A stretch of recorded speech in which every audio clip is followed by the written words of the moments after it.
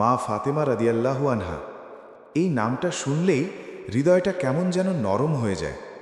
তিনি কোনো রানী ছিলেন না, তবুও তিনি ছিলেন জান্নাতের নারীদের সর্দার। তিনি ছিলেন রসূলুল্লাহ সাল্লাল্লাহু আলাইহি ওয়াসাল্লামের সবচেয়ে প্রিয় কন্যা, যার চোখে পানি দেখলে নবী সাল্লাল্লাহু আলাইহি ওয়াসাল্লামের হৃদয় কেঁপে উঠত।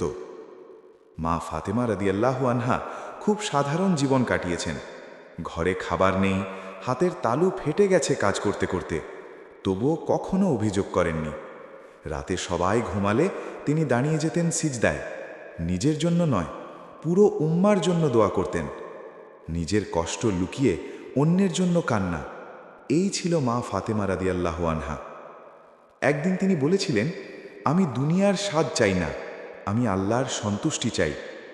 আজ আমরা একটু কষ্ট পেলেই ভেঙে পড়ি, আর মা ফাতেমা রাদিয়াল্লাহু আনহা অসহ্য কষ্টেও আল্লাহর উপর ভরসা রেখেছিলেন। যদি তোমার মনটা আজ খুব ভারী হয়, মা ফাতেমা রাদিয়াল্লাহু আনহাকে মনে করো। দেখবে ধৈর্য কি, সবর কি, সব শিখে যাবে।